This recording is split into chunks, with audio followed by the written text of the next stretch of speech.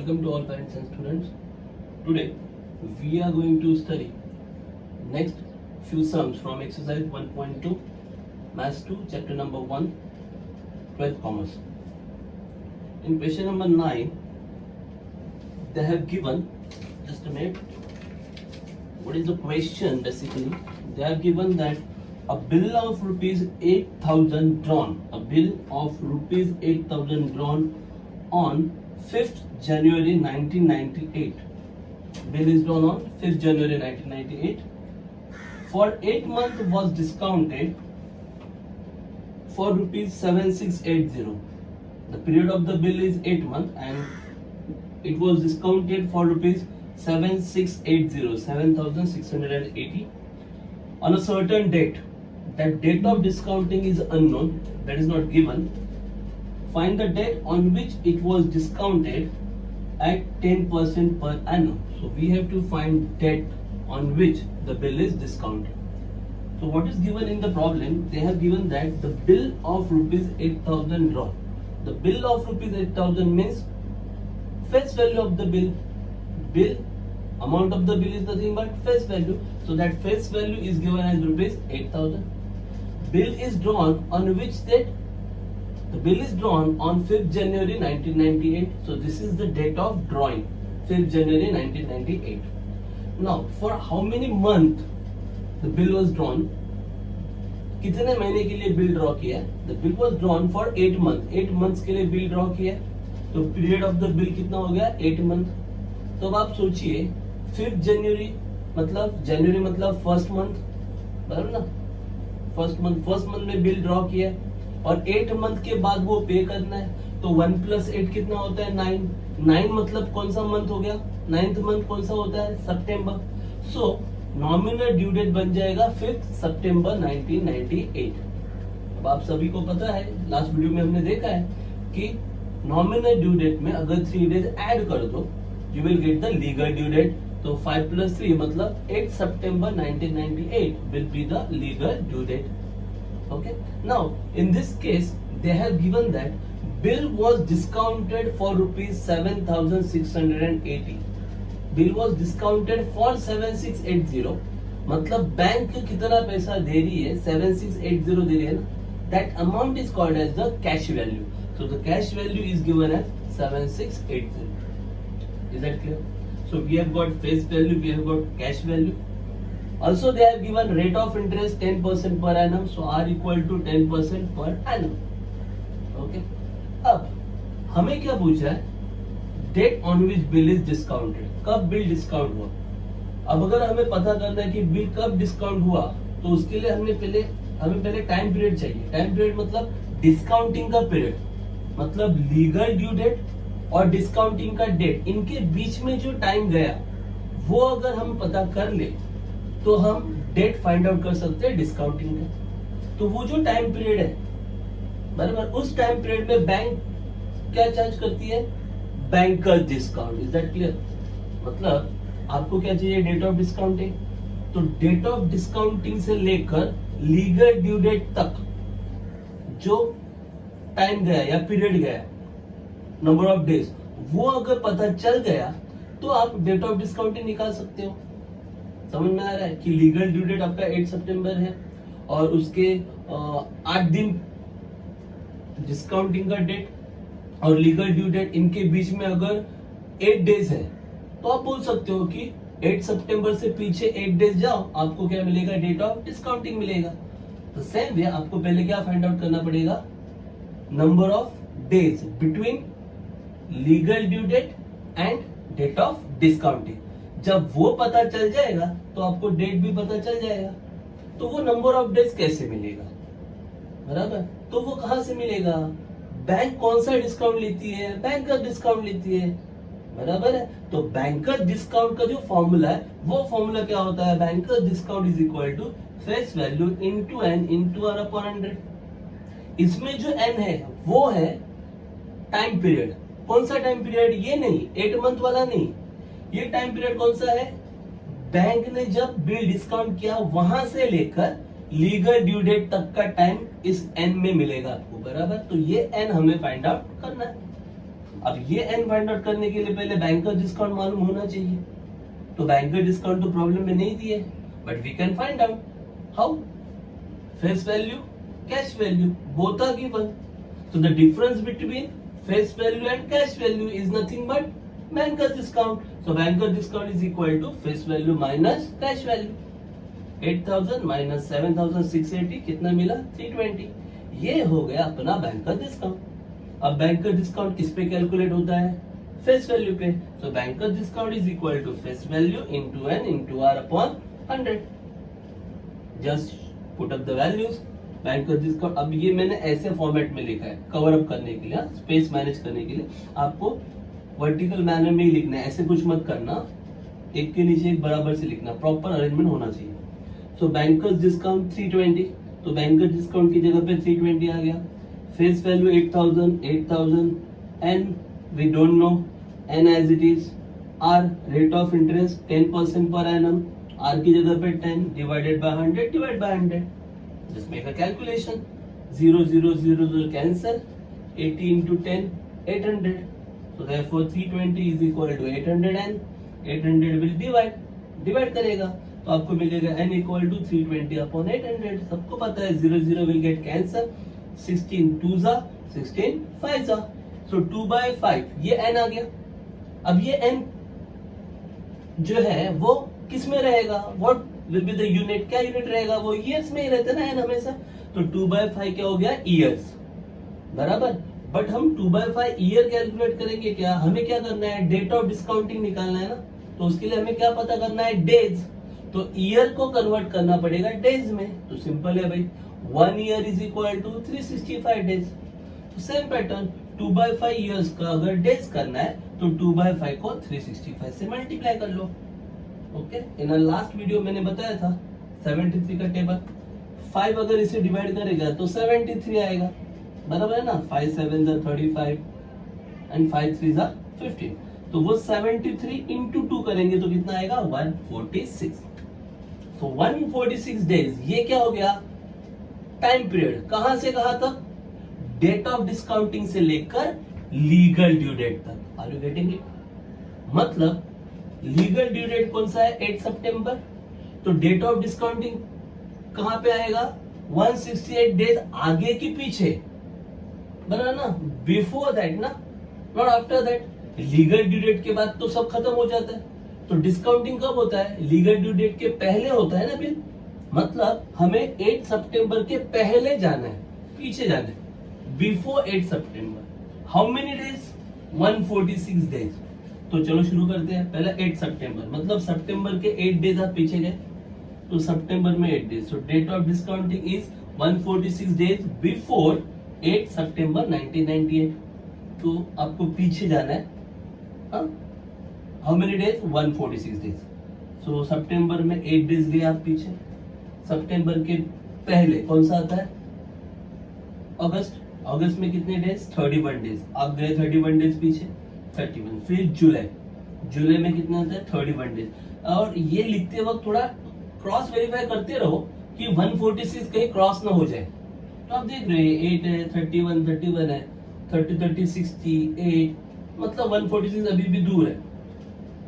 जुलाई के पहले कौन सा मंथ आता है? बिफोर जुलाई, जून. जून में कितना डेज? 30. बिफोर जून, मई में कितना? 31. Now just stop. तो अब आप देखते हो 8 है, 31, 30. तो एक कॉमन सेंस है, रैंडमली मैं देख रहा हूँ. 3 मतलब 30. तो भी 120 हो जाता है. ये 8 128, फिर 129, 30, 131. मतलब जब मैं मई फिनिश हुआ मेरा, तब तक 131 डेज कवर हो चुके थे. मतलब अब मैं डायरेक्ट अप्रैल में 30 डेज लिखूंगा क्या? नहीं, क्योंकि मुझे सिर्फ 146 डेज पीछे जाना है ना. तो जब मई हो गया मेरा, तो कितने डेज कवर हो गए? 131 कवर हो गए. अभी भी मुझे कितने डेज और पीछे जाना है? 131 हो गए कवर. अब और कितने पीछे जाना है मुझे 146 डेज जाना था. उसमें से कितने डेज हो गए? यहाँ पर 131 डेज कवर हो गए मेरे. तो और 15 डेज मुझे पीछे जाना है ना. तो अप्रैल में कितने डेज होते हैं? 30 डेज. उस 30 डेज में हमें मतलब 30 अप्रैल से पीछे जाना है. कितने डेज के लिए? और 15 डेज के लिए जाना है ना, तो 30 से और 15 डेज पीछे आ गए, तो 30 माइनस 15 कितना बचा 15, मतलब आप 15 अप्रैल तक आ गए कि नहीं आ गए, बराबर। मतलब 15 अप्रैल तक जब आ गए तब आपके 146 डेज कंप्लीट हो गए। मतलब डिस्काउंट कब किया गया रहेगा बिल, 15 अप्रैल को आपका बिल किया गया, डिस्काउंट किया गया। Are you getting it? So therefore, date of discounting is equal to 15th April 1998. अब ये 15th है, मिडल में आ गया इसलिए ठीक है। अगर समझो कि 146 डेज नहीं होता, 147 डेज अगर होता, यहाँ पे मान लो 147 डेज, तो हमें क्या करना पड़ता, अप्रैल में से कितना डेज यूज करना पड़ता, 16 डेज यूज करना पड़ता। याद रखो क्या हो रहा है, क्योंकि कुछ लोग थोड़ा मिसअंडरस्टैंड कर लेते हैं। अप्रैल का 15 डेज यूज किया इसलिए 15 अप्रैल नहीं लिखा है। बात समझ में आ रही है ना?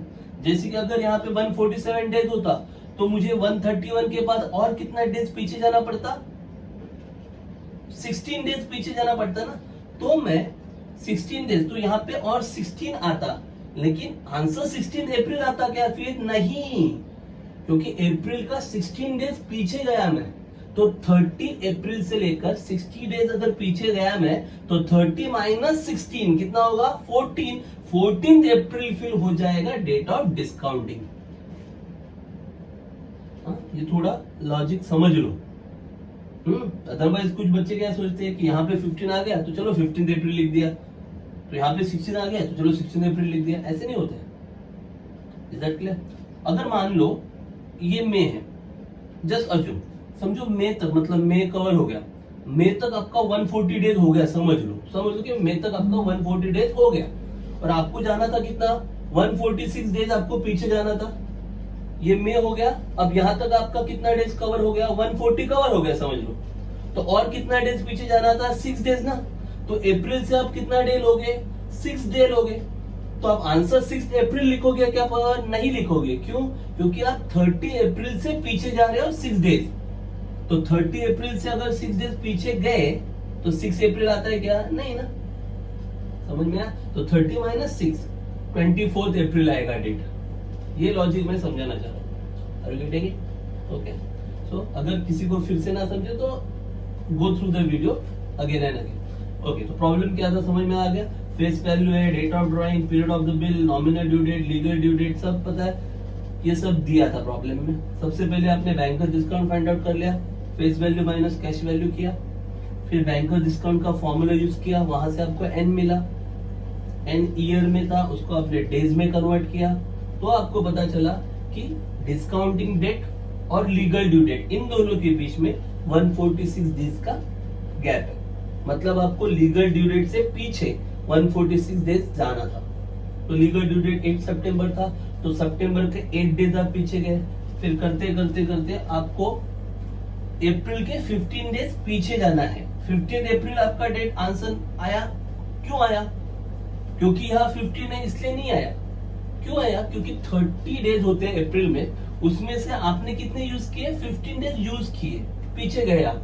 तो 30 माइनस 15 कितना होता है 15। That's why date of discounting equal to 15 April 1998। Is that clear? Okay. अगर फिर भी ना समझे फिर एक बार वीडियो पूरी तरीके से देखना तो क्लियर हो जाएगा। Now next let's move towards question number 10।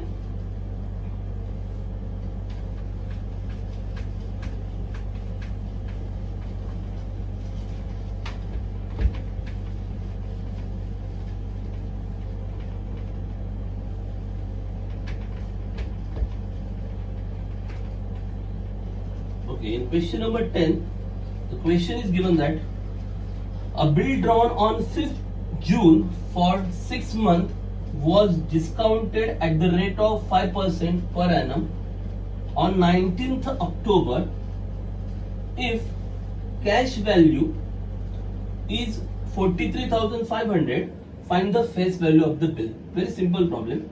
क्या क्या बोला है देखो इसमें।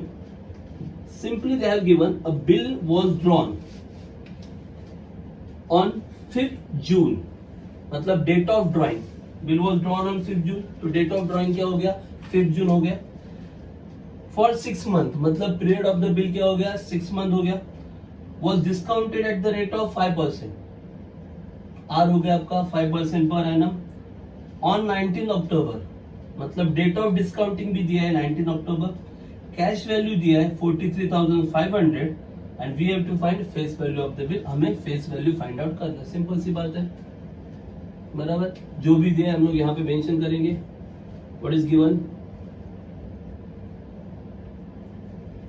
गिवन दैट, प्रॉब्लम में first they have given amount of bill, face value तो नहीं दिया है, bill was drawn on 5th January June, so date of drawing is equal to 5th June, 5th June, year is not given, okay, and for 6 month period of bill is equal to 6 months। अगर 6 month के लिए bill draw किया है तो nominal due date आ जाएगा, therefore nominal due date is equal to 5th June, जून मतलब कौन सा महीना, 6th मंथ है ना, 5th June है ना, कौन सा मंथ, जून कौन सा महीना है, हाँ 6th मंथ आता है ना, तो 6 और आगे कितना और 6 जाना है, तो 6 + 6 कितना आएगा 12, 12 मतलब दिसंबर, 5th दिसंबर। अब आएगा legal due date, legal due date कैसे आता है, 3 डेज बढ़ा के ना, ऐड 3 डेज, सो 5 + 3 कितना आएगा 8th दिसंबर, ये हो गया आपका लीगल ड्यू डेट। ओके, आगे क्या बोला है, रेट ऑफ इंटरेस्ट 5% और डेट ऑफ डिस्काउंटिंग दी है, डेट ऑफ डिस्काउंटिंग, डिस्काउंटिंग का डेट दिया है 19th अक्टूबर, 19th अक्टूबर, ये हो गया डेट ऑफ डिस्काउंटिंग। फिर रेट ऑफ इंटरेस्ट दिया है 5% per annum, R is equal to 5% per annum, okay. अगर हमें फेस वैल्यू निकालना है तो सिंपल है, फेस वैल्यू पे डिपेंड कौन सा डिस्काउंट होता है, क्योंकि डेट ऑफ डिस्काउंटिंग आ गया है, फेस वैल्यू पे डिपेंड होता है बैंकर्स डिस्काउंट, बराबर। तो अगर बैंकर्स डिस्काउंट आपको मिल जाए तो बैंकर डिस्काउंट को यूज करके आप फेस वैल्यू निकाल सकते हो, इज दैट क्लियर। तो बैंकर डिस्काउंट कब मिलेगा, बैंकर डिस्काउंट निकालने के लिए आपको पहले डेट ऑफ डिस्काउंटिंग से लेकर लीगल ड्यू डेट तक कितना टाइम पीरियड हुआ वो आपको फाइंड आउट करना पड़ेगा, मतलब number of days from date of discounting to legal due date. अगर आपको बैंकर डिस्काउंट चाहिए तो बैंकर डिस्काउंट का जो फॉर्मूला है उसमें जो एन होता है, एन मतलब क्या, जो पीरियड होता है वो पीरियड कौन सा होता है, ये होता है क्या, नहीं, वो पीरियड कौन सा होता है, डेट ऑफ डिस्काउंटिंग से लेकर लीगल ड्यू डेट तक का टाइम, तो वो फाइंड आउट करते हैं, number of days between date of discounting and legal due date are as below, okay, so number of days between date of discounting and legal due date are as below। तो सबसे पहले date of discount कितना है 19 अक्टूबर, सो अक्टूबर के कितने बचे, फिर 19 अक्टूबर मतलब अक्टूबर में टोटल डेज होते 31, उसमें से डिस्काउंटिंग का डेट 19 है तो 19 डेज चले गए, तो अक्टूबर में अब बचे कितने 31 - 19 मतलब 12, तो अक्टूबर के 12 डेज लेने होंगे, आपको समझ में आ रहा है। डिस्काउंट कब हुआ 19 अक्टूबर तक, अक्टूबर में, बराबर। सो 19 अक्टूबर और 8 दिसंबर दोनों के बीच के डेज निकालने, तो 19 अक्टूबर मतलब अक्टूबर के 19 डेज गए, तो अक्टूबर में कितने डेज होते हैं 31, 31 में से 19 सब्ट्रैक्ट कर दो, कितना रहेगा 12। अक्टूबर के बाद क्या आएगा नवंबर, नवंबर में कितने डेज होते हैं 30। अब दिसंबर में कहां तक जाना है आपको, 8 दिसंबर तक ही जाना है, मतलब दिसंबर के 8 डेज ही कवर करने हैं, दिसंबर 8, देन हियर टोटल। अब यहाँ पे लिखेंगे आप टोटल डेज, कर दो इनका टोटल, सिंपल है ना, 12 प्लस 8 20 प्लस 30 मतलब 50। ओके, सो देयरफॉर n मिल गया आपको, n इक्वल टू 50, पर ये क्या हो गया डेज। अब अगर आपको डेज का ईयर करना है तो 365 से डिवाइड करना पड़ेगा, so that is 50 upon 365 years. अब दोनों को अगर आप 5 से डिवाइड करोगे तो ये होगा 10 और ये होगा 73, तो ये हो गया आपका n। अब ये n आप कहाँ यूज करोगे, बैंकर्स डिस्काउंट में, बराबर। अब होता ये है कि बैंकर्स डिस्काउंट तो आपको पता नहीं है, और बैंकर डिस्काउंट कैलकुलेट होता है फेस वैल्यू पे, जो भी वो भी आपको पता नहीं है, तो दोनों में से एक अज्यूम कर लेते हैं। तो फेस वैल्यू अज्यूम कर लेते हैं, let rupees X be the face value. तो फेस वैल्यू हमने अज्यूम किया रुपीज एक्स। अब बैंकर डिस्काउंट का फॉर्मूला अप्लाई करते हैं, bankers discount is equal to face value into N into R upon 100। तो फेस वैल्यू तो आपका x है, n आपका 10 अपॉन 73 है, इंटू आर, आर कितना है 5 अपॉन 100, 100 यहीं पे लिख देते हैं। Okay, face value into N into R upon 100, तो सिंपल है, 10 is 0 0 कट हो जाएगा, so you will gate bankers discount. अब बैंकर्स डिस्काउंट तो आपको फाइंड आउट करना है, तो 0 0 कट, 5 1 जा 5 2 जा 2 इंटू 73 मतलब 146। तो बैंकर्स डिस्काउंट आपको मिलेगा x अपॉन 146। कैलकुलेशन समझ में आ रहा है, ये 0 कट हो गया, 5 1 जा 5 5 2 जा 10 और 2 इंटू 73 करोगे तो क्या आएगा 146, ये x एज इट इज। तो ये हो गया आपका बैंकर्स डिस्काउंट। अब अपने प्रॉब्लम में, सॉरी यहाँ पे लिखा नहीं, अपने प्रॉब्लम में कैश वैल्यू भी दिया उन्होंने, दे have given that cash value is 43,500। तो कैश वैल्यू, बैंकर डिस्काउंट और फेस वैल्यू, इन तीनों में एक फॉर्मूला है, सिंपल है ना। क्या फॉर्मूला है, banker discount is equal to face value minus cash value. अब इसमें कैश वैल्यू आपको पता है, बैंकर डिस्काउंट अभी अभी फाइंड आउट किया, तो now you can easily find out face value. तो फेस वैल्यू के लिए वो फॉर्मूला यूज करेंगे। ये सब क्लियर हो चुका है, okay, so let me clear it out. Clear करते हैं। So here we have got now bankers discount is equal to, first let me write here cash value. Cash value is equal to rupees 43,500 given, okay. Now bankers discount is equal to face value minus cash value, हो गया। अब इसमें banker discount अभी अभी कितना मिला, x upon 146, face value आपने कितना अज्यूम किया rupees x, minus cash value आपको दिया है 43,500, तो ये माइनस है, यहाँ पे आके प्लस होगा, और ये x अपॉन 146 जो प्लस है वो वहां पे जाके माइनस, तो simple calculation. So easily you can make a calculation. So therefore 43,500 is equal to x minus x upon 146. So therefore 43,500 is equal to 146x cross multiply 146x minus 1x, that is 145x upon 146.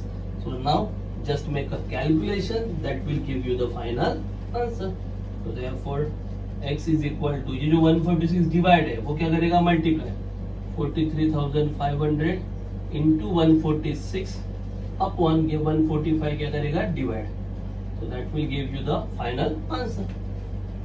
चाहे तो पहले 5 से divide कर लो और फिर उसे simplify कर दो, ओके। सो यहां से आपको फाइनल आंसर मिल जाएगा। देखो कैलकुलेशन क्या आता है आपका, 5 से डिवाइड करो, और अगर 5 से डिवाइड करोगे तो ये 5 2 जा 10, 5 9 जा मतलब 29 आ जाएगा, यहाँ पे 5 8 जा देन 5 7 जा मतलब ये 87। बहुत सिंपल कैलकुलेशन है, 5 से डिवाइड करो तो यहाँ पे ये 8700 आ जाएगा, 8700, और यहाँ पे आएगा 29, तो 29 3 जा 87, बहुत सिंपल। तो फिर 5 से डिवाइड किया 8 700 into 146 upon 145, सॉरी 145 को भी 5 से डिवाइड किया तो कितना आएगा 29। अब 29 3 जा 87 ना, तो कितना आएगा 300 into 146। Now make that calculation and x is nothing but the face value. x को ही हमने क्या बोला था, face value, so that will give you final answer। तो फाइनल आंसर लिख देना, therefore face value is rupees so and so।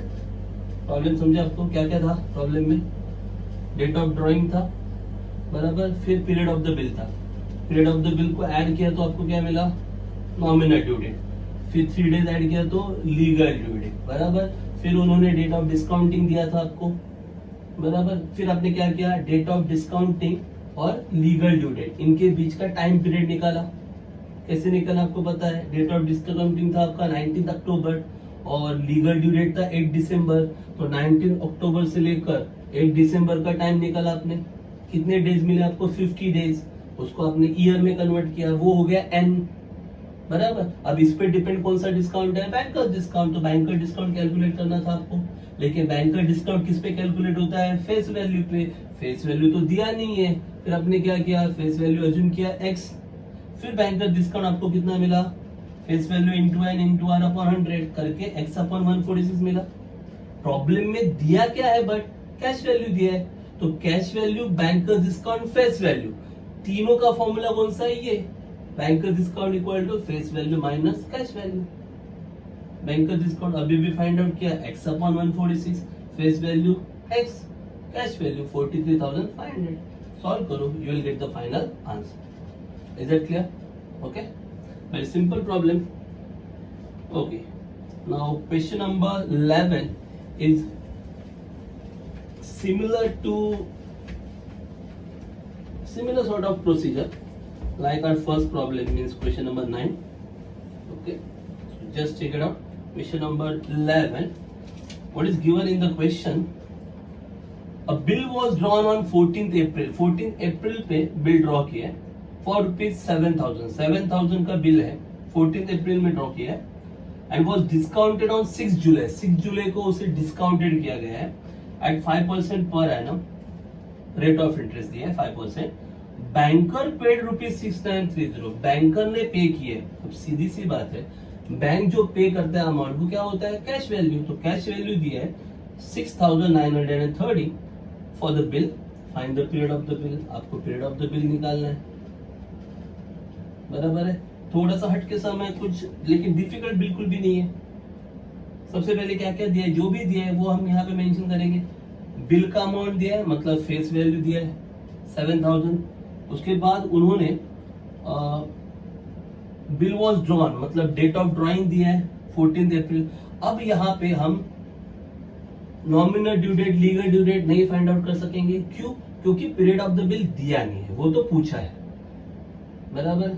तो nominal due date, legal due date तो नहीं आएगा, लेकिन फेस वैल्यू दिया है, मतलब बिल का amount 7,000।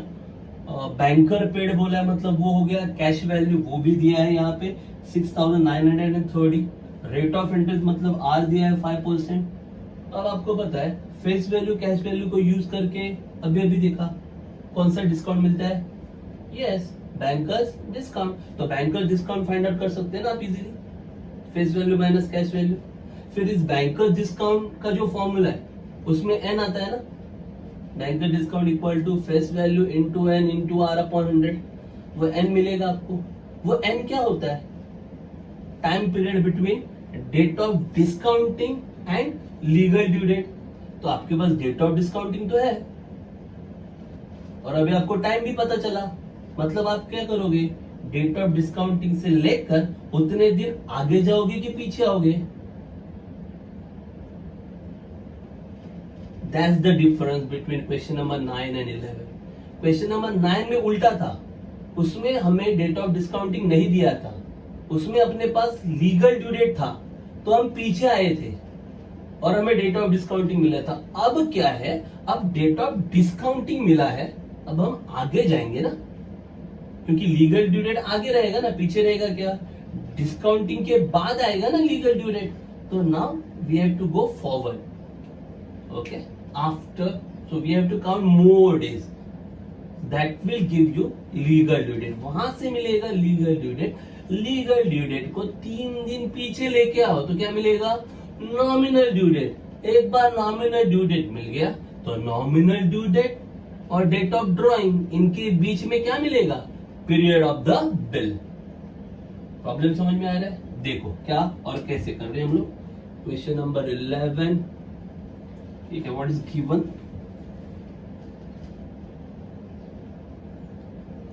given that face value is given as rupees 7,000, face value कितना दिया है 7,000, then cash value is given as rupees 6,930, then date of drawing, bill कब ड्रॉ किया, date of drawing 14th April, date of drawing. फिर date of discounting भी दिए, date of discounting, कब discount किया bill, date of discounting is 6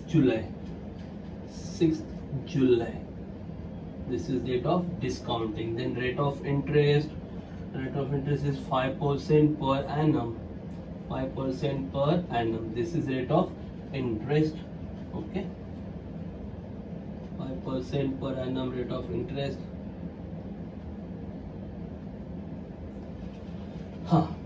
Using these two values, face value and cash value, first we have to find what, इन दोनों को use करके क्या मिलेगा, bankers discount, okay. Now bankers discount BD is equal to face value minus cash value. So face value is 7,000 minus 6,930, कितना रहेगा, therefore bankers discount 7,000 minus 6,930 rupees 70, ये हो गया आपका बैंकर्स डिस्काउंट। चलो बैंकर्स डिस्काउंट तो आपको मिल गया। अब बैंकर्स डिस्काउंट किस पे कैलकुलेट होता है, फेस वैल्यू पे, वो भी फॉर्मूला है। Also bankers discount is equal to face value into N into R upon 100। ना put up the value, bankers discount का वैल्यू 1 बिलो ज्यादा लिखना है आपको। बैंकर डिस्काउंट का value 70 equal to face value, face value कितना है 7,000 इंटू N आपको मालूम नहीं है, R है 5 upon 100, just simple calculation, 0 0 0 0 cancel, 70 into 5 350 and so on. So therefore N अगर फाइंड आउट करना है, N equal to 70 upon 70 into 5, so N is equal to आ गया 1/5। ये क्या हो गया, ईयर। कैलकुलेशन समझ रहे हैं ना, बहुत सिंपल है। वो 0 0 0 0 कट हो गया, ये 75 मल्टीप्लाई है, वहां पे जाके क्या होगा, डिवाइड, और वहां पे N रहेगा, तो N equal to 70 upon 70 into 5, 70 70 गया 1/5, क्या है ये, ईयर्स। ईयर्स का क्या करना है, डेज। ईयर्स का डेज करने के लिए 365 से मल्टीप्लाई करना है, so therefore N is equal to 1/5 into 365 days. 5 अगर 365 को डिवाइड करेगा तो 73 डेज। मतलब डेट ऑफ डिस्काउंटिंग और लीगल ड्यू डेट, इनके बीच में कितना डेज जाना है आपको, 73। मतलब डिस्काउंटिंग के आगे 73 डेज आपको अब आगे जाना है, ठीक है। तो अब देखो डिस्काउंटिंग कब हुआ, 6 जुलाई, मतलब जुलाई का 6 दिन गया है ना। जुलाई में कितने दिन होते हैं, how many days in July, 31 days. 31 में से 6 गए तो कितने बचे, 25। So we have to calculate, so therefore to get the, so there are 73 days between date of discounting and legal due date, okay, so therefore legal due date is 73 days after, या फिर directly एक sentence लिखा तो भी चलेगा। Therefore legal due date is 73 days after 6 जुलाई। तो अभी days calculate करते हैं स्ट्रेट अवे। जुलाई, जुलाई में से 6 डेज तो चले गए, 31 डेज होते हैं, उसमें से 6 डेज गए तो कितने रहेंगे 25। तो जुलाई के 25 डेज आपने कवर कर ले। जुलाई के बाद अब आगे आगे जाना ना आपको। जुलाई के बाद अगस्त, अगस्त में कितने डेज है 31, अगस्त 31 डेज कवर किया। अब थोड़ा कैलकुलेशन कर लो, इनका टोटल कितना होता है 25, 31, 5 + 1 6, 2 + 3 5, 56 हो गया। आपको 73 तक जाना है, तो 56 डेज तो यहाँ पे कवर हो गया। और कितना डेज चाहिए 73 होने के लिए? 56 + 17 मतलब सितंबर में आप 17 डेज और जाओगे। जुलाई का 25 डेज, अब उसके आगे अगस्त का 31 डेज गए। कितने डेज कवर हुए? 56 डेज कवर हो गए। आपको कितने डेज आगे जाना था 73, तो 56 डेज हो गए 73 में से, तो बचे कितने 17, मतलब आगे 17 डेज जाओगे। मतलब आप सितंबर में 17 डेज जाओगे आगे। अब आप आगे कैसे जा रहे हो? पहले क्या था क्वेश्चन नंबर 9 में पीछे आ रहे थे आप, मतलब लास्ट डेट से पीछे आ रहे थे। लेकिन अभी आप क्या कर रहे हो? You are moving forward. Forward मतलब क्या? फर्स्ट से आप आगे जाओगे ना, फर्स्ट डेट से आगे जाओगे। तो 17 सितंबर तक आप गए, मतलब 1 सितंबर से आगे आप जा रहे हो 17 डेज। तो 17 सितंबर यहां तक आप पहुंच गए, बस यहाँ पे आपके डेज कवर हो गए 17। मतलब ये जो 17 सितंबर है ये आपका डेट है, ये होगा आपका लीगल ड्यू डेट। अब यहाँ पे जैसे उसमें उस प्रॉब्लम में कहा था कि टोटल नंबर में से वो नंबर माइनस करो, ऐसा बोला था मैंने, मालूम है 15 अप्रैल आया था, तो मैंने बोला था 30 में से 15 माइनस करो। यहाँ पे कुछ भी करने की जरूरत नहीं है, क्योंकि आप बराबर जा रहे हो ना, फॉरवर्ड डायरेक्शन में जा रहे हो। तो आपने 17 सितंबर तक गए, तो यही आपका क्या हो गया लीगल ड्यू डेट। यहाँ पे कुछ भी सब्ट्रैक्ट वगैरह नहीं करना है, जो दिखाई दे रहा है वही है आपका लीगल ड्यू डेट। तो this is your legal due date. अब ये वेरीफाई कैसे करना है कि आप जो कह रहे हो उसे, सर मैं कंफ्यूज हो जाता हूँ, सर मुझे समझ में नहीं आया, अभी मैं सब्ट्रैक्ट करूं कि नहीं। सिंपल टेक्निक है। कैसे? देखो, अगर मेरा आंसर रॉन्ग है तो देखो ये लीगल ड्यू डेट मैं बोल रहा हूँ, लीगल ड्यू के 3 दिन पहले नॉमिनल ड्यू डेट होता है। तो 17 में से 3 दिन पीछे आ जाओ, 17 - 3 कितना होगा 14 सितंबर। वो डेट और डेट ऑफ ड्रॉइंग देखो, 14 अप्रैल 14 सितंबर, 14 सेम आ रहा है, मतलब मैं सही जा रहा हूँ। लॉजिक मेरा समझ में आ रहा है? अगर आप कभी कंफ्यूज हो गए, अरे समझ में नहीं आ रहा है क्या करूं, मतलब ये 17 माइनस करना है टोटल डेज में से कि ये 17 ही डेट लिखना है, सिंपल सी बात है ना, बराबर। ये अगर लीगल ड्यू डेट है, 3 डेज पीछे जाओगे तो नॉमिनल ड्यू डेट मिलेगा। तो 17 - 3 14, मतलब 14 क्या होगा नॉमिनल ड्यू डेट। तो वो डेट और डेट ऑफ ड्रॉइंग, डेट बोल रहा हूँ, मंथ नहीं बोल रहा हूँ, डेट 14 मैच हो रहा है ना, मतलब आंसर सही है। Are you getting it? Okay. So finally you can write here legal due date. Total days आपको मिल गया ना यहाँ पे 73. So therefore legal due date is equal to 17th September. This is legal due date. 3 days पीछे जाओगे nominal due date. So therefore nominal due date equal to 17 - 3 14th सितंबर, बराबर। अब 14th अप्रैल, अप्रैल मतलब कौन सा महीना है, विच मंथ, 4th मंथ अप्रैल। और ये हो गया सितंबर, सितंबर मतलब विच मंथ, 9th।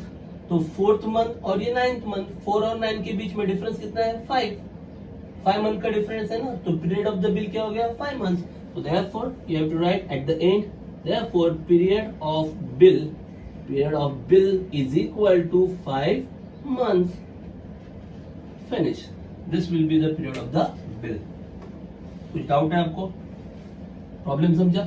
प्रॉब्लम में क्या दिया था, बिल का अमाउंट दिया था, बराबर। दे have given bill was drawn on 14 April for ₹7,000, मतलब बिल का अमाउंट 7,000, मतलब फेस वैल्यू 7,000 बराबर। बैंकर पेड बोला मतलब cash value 6,930। Date of drawing कब ड्रॉ किया था? 14 अप्रैल को।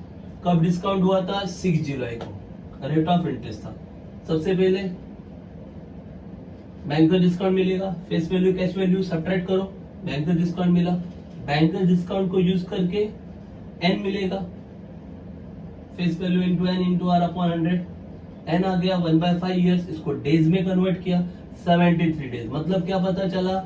डिस्काउंटिंग का डेट और लीगल ड्यू डेट इनके बीच में 73 डेज का गैप है, तो डिस्काउंटिंग के आगे 73 डेज जाना पड़ेगा। तो डिस्काउंटिंग का डेट कितना था? 6 जुलाई। तो 6 जुलाई के आगे 73 डेज जाना है, मतलब जुलाई का 6 डेज तो चला गया। तो जुलाई में होते हैं 31 डेज, उसमें से 6 डेज चला गया, तो कितने बचे? 25 डेज जुलाई के। आगे अगस्त के कितने डेज? 31। टोटल कितने हो गए? 56। जाना कितना डेज है? 73। 56 कवर हो गए, तो और कितने बचे? 17। तो सितंबर 17 तक आ गए, 73 डेज हो गया। तो ये जो डेट है 17 सितंबर, this is the legal due date. Legal due date के 3 दिन पीछे आ जाओ, 17 माइनस 3 कितना? 14। 14 September will be the nominal due date. अब आपको पीरियड ऑफ द बिल निकालना है, तो date of drawing 14 April, nominal due date 14 September.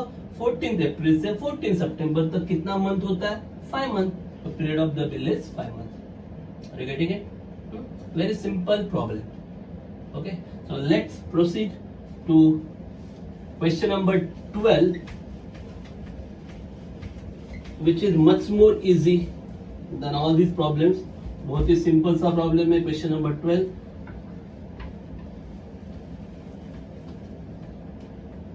Okay, what is given? Difference between true discount and banker discount. Difference between true discount and banker discount is given for 4 month. Hence is ₹20. मतलब difference कितना है? ₹20 का। Find true discount, true discount find out करना है। Banker discount, banker discount भी find out करना है। Amount of the bill, amount of the bill मतलब फेस वैल्यू, वो फाइंड आउट करना है eight the rate of 5% per annum. 5% per annum बहुत ही सिंपल है। तो देखो उन्होंने क्या दिया है, given that difference between banker discount and true discount. तो बैंकर डिस्काउंट हमेशा ज्यादा होता है, तो BD minus TD, this is given as ₹20, बराबर। फिर रेट ऑफ इंटरेस्ट R, वो रेट ऑफ इंटरेस्ट दिया है 5% per annum. Okay, then for 4 month बोला है, मतलब N दिया है, N इक्वल टू 4 मंथ्स। अब मंथ्स का ईयर करोगे तो 4/12, 1/3 ईयर हो गया। ओके, अब वहां पे उन्होंने फेस वैल्यू पूछा है, बैंकर डिस्काउंट पूछा है, ट्रू डिस्काउंट पूछा है। तो सिंपल सी बात है, ये जो डिफरेंस दिख रहा है ना आपको, banker discount minus true discount, इसी को बैंकर्स गेन भी कहा जाता है।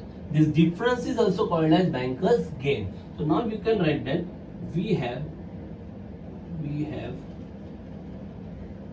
bankers gain, bankers gain is equal to BD minus TD. So therefore BG is equal to BD minus TD कितना है 20, तो BG कितना आ गया 20, ये हो गया bankers gain. But bankers gain का और एक फॉर्मूला है, bankers gain is nothing but interest on true discount. Bankers gain is nothing but interest on true discount, वो भी यूज करेंगे। Also bankers gain is equal to TD into N into R upon 100। Simple. Now we have got BG। अब आपके पास BG का value है, N आपको मालूम है, R आपको मालूम है, तो सिंपली ट्रू डिस्काउंट मिल जाएगा। So therefore 20 is equal to TD। True discount मालूम नहीं है, N मालूम है आपको 1/3, R मालूम है आपको 5/100। 5 इसे डिवाइड करेगा तो 20 आएगा। ये 3 जो डिवाइड है वो क्या होगा? मल्टीप्लाई। सो 20 इंटू 3 बराबर, और 5 अगर इसे डिवाइड करेगा कितना आएगा? 20 ना, वो 20 भी क्या करेगा? वहां पे जाके मल्टीप्लाई करेगा, into 20 is equal to true discount. So therefore true discount is equal to rupees कितना आएगा 1200। कोई डाउट है? बहुत सिंपल। देखो डिफरेंस दिया था बीडी और टीडी का मतलब सब्ट्रैक्शन, कितना आ गया 20। ये जो डिफरेंस है इसी को क्या बोलते हैं बैंकर्स गेन। तो बैंकर्स गेन कितना आ गया ₹20, बराबर। बैंकर्स गेन का और एक फॉर्मूला है, bankers gain is interest on true discount. So BG equal to TD into N into R upon 100। Values put up किया आपने तो आपको टीडी मतलब ट्रू डिस्काउंट कितना मिला ₹1200। Easily you can find out banker discount. अब बैंकर डिस्काउंट मिल जाएगा। So therefore BD minus TD is equal to 20 था। अब आपको बैंकर्स डिस्काउंट चाहिए तो ये माइनस टीडी वहां पे जाके क्या होगा plus. So therefore BD is equal to 20 plus TD 20 plus 1200 that is equal to ₹1220। ये हो गया आपका bankers discount. BD minus TD 20 था ना, माइनस टू डिस्काउंट वहां पे जाके प्लस होगा 20 प्लस 1200 कितना हो जाएगा 1220। तो अब आपके पास बैंकर डिस्काउंट है, आपके पास ट्रू डिस्काउंट है और आपसे क्या पूछा उन्होंने amount of the bill. Amount of the bill मतलब फेस वैल्यू। फेस वैल्यू का रिलेशन किसके साथ है बैंकर डिस्काउंट के साथ है। फॉर्मूला क्या है banker discount is equal to face value into N into R 100। Use that formula. ये समझा? ठीक है। So let's use that formula for bankers discount. Bankers discount is equal to face value into N into R upon 100। Bankers discount है 1220। Face value आपको मालूम नहीं है, N है 1/3, आर दिया है 5/100। ये 5 इसे डिवाइड करेगा तो 20, ये 20 वहां पे जाके मल्टीप्लाई, ये 3 भी वहां पे जाके मल्टीप्लाई। तो therefore 1220 into 20 into 3 equal to face value. Just make the calculation. So therefore face value is equal to इन सबको मल्टीप्लाई कर दो, that will give you the face value. Okay? और amount of the bill जो भी है. And at the end just write down therefore true discount equal to ₹1200, banker discount is equal to ₹1220 and get the value of face value. So therefore amount of the bill is equal to rupees, जो भी answer मिलेगा लिख दो। ठीक है? So today we have studied question 9, 10, 11 and 12. Just go through these questions. These are exam oriented questions. Date of bill, how to find out date of discounting, how to find out period of the bill. Some tricky questions were there. So just go through them again and again. Watch the video again and again if you have any doubt. अगर कुछ भी ना समझे तो फिर एक बार video देखना, फिर एक बार वीडियो देखना। जितनी बार देखोगे वहां पे आपके डाउट क्लियर होते जाएंगे। Okay, so once again thanks for watching video, keep watching and keep practicing.